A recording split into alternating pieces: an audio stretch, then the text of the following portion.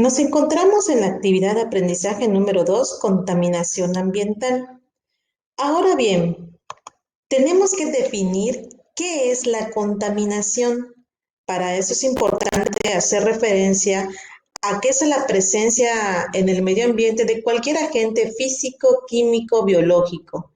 Incluso hay aspectos que la contaminación la clasifican de manera natural o artificial.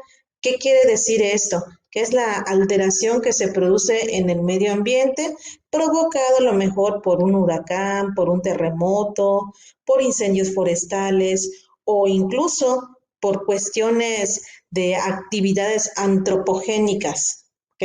Como el excesivo tránsito vehicular. También vamos a ir abordando lo que es el concepto de contaminante.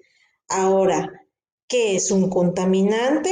Nos menciona que son sustancias que se encuentran en un medio, es decir, que van a tener un efecto negativo para la salud o el medio ambiente.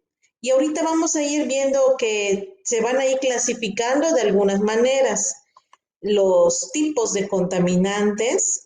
Aquí podemos hacer referencia a la contaminación primaria y secundaria. Vamos a ir visualizando un poco más esta parte. Tenemos como contaminantes primarios aquellos que proceden directamente de las fuentes de emisión, por ejemplo, de un vehículo, de una fábrica.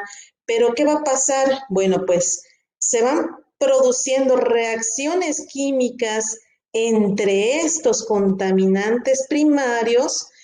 La mayoría son por hidrocarburos y bueno, a través de estas reacciones químicas que se van dando entre esos contaminantes, se producen contaminantes secundarios, aquellos originados en el aire por interacción entre dos o más contaminantes primarios. Y aquí podemos ir observando, de hecho aquí lo voy a ir puntualizando, tenemos lo que son los nitratos, sobre todo estos. Un ejemplo, podemos ver que la contaminación por nitratos básicamente en el agua, y sobre todo que sabemos que los nitratos son utilizados como fertilizantes y su uso excesivo, ¿qué va a tener? Bueno, pues efectos secundarios en la salud, en el medio ambiente, en los seres vivos del ecosistema. Es decir, por ejemplo, puede presentarse contaminación en las aguas superficiales y subterráneas, provocando hasta lo que es una eutrofización, y también tendríamos lo que es una acidificación, formación de gases de efecto invernadero debido a las emisiones gaseosas y también efectos en la salud humana. Incluso los nitratos en el agua, si los consumimos, nuestro aparato digestivo lo que va a hacer es básicamente convertirlo en nitritos, pero además va a formar una sustancia que evita que el oxígeno llegue a la sangre. Entonces podemos puntualizar que los contaminantes tienen efectos en diversos ámbitos. Entonces es importante conocerlos y bueno, obviamente prevenir toda esta parte, tratar de equilibrar y cuidar nuestro medio ambiente. ¿Ok? Entonces, vamos a mencionar también, por último, los tipos de contaminantes que hay. Bueno, pues hay contaminantes químicos, físicos, biológicos, de acuerdo a otras fuentes bibliográficas, y los contaminantes biológicos, como aquí lo podemos observar, hacen referencia a lo que es, si ustedes visualizan, contaminantes biológicos, microorganismos patógenos como los hongos, bacterias, protozoarios, físicos relacionados con la energía, la radioactividad, el ruido, y químicos, todo lo que sea relacionado con óxidos de azufre, nitrógenos, combustiones, reacciones químicas.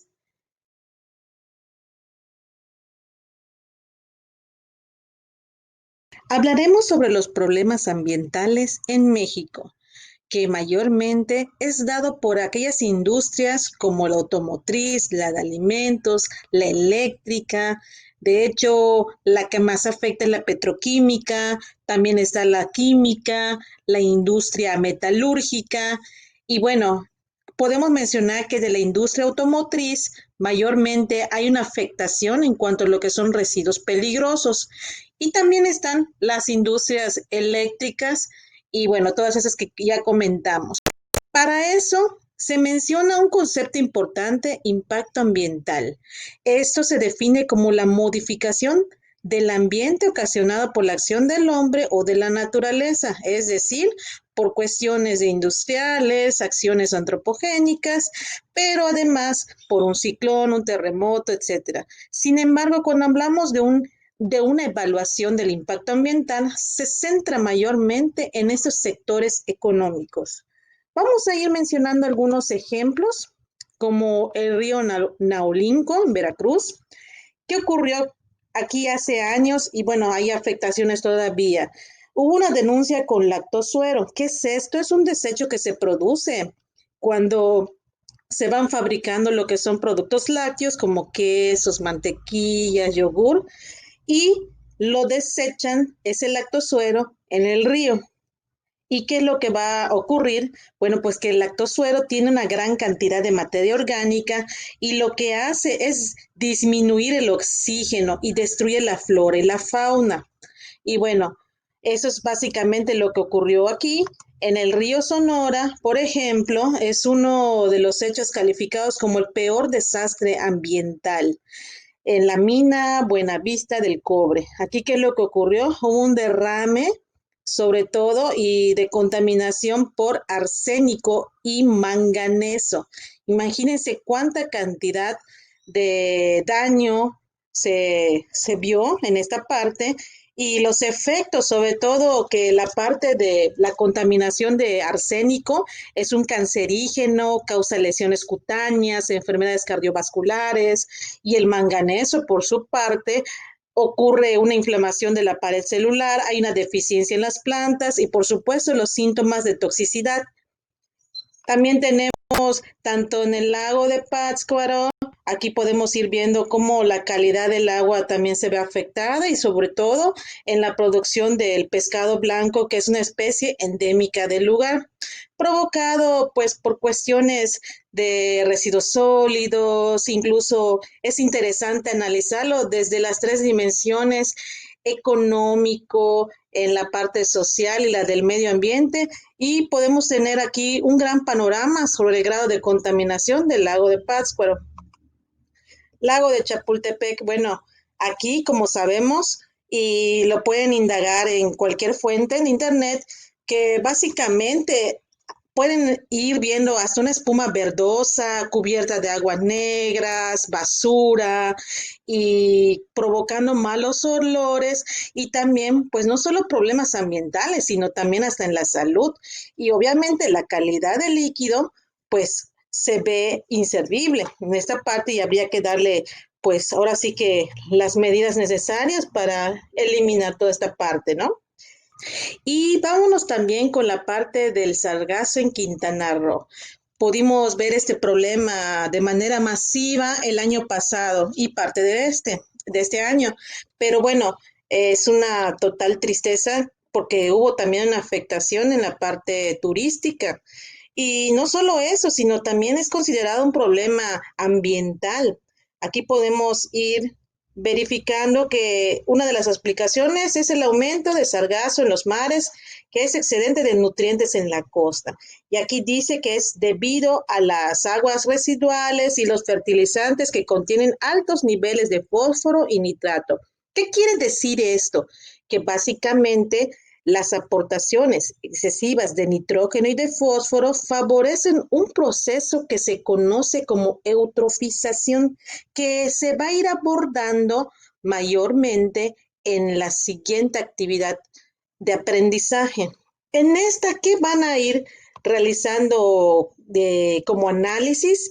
Las plantas porcícolas en Yucatán van a tener que indagar en diversas fuentes de internet sobre por qué están contaminando, de qué manera, en qué se ha hecho al respecto en el estado de Yucatán, por qué se ve afectado, de qué manera, y van a ir abordando puntos como lo que son contaminantes, el impacto ambiental, la manera de ir viendo todo este problema en tres ámbitos sobre todo, desde el punto de vista económico, ambiental y social. Entonces, les invito a ir abordando esta información porque van a tener que hacer un diagrama de Ishikawa.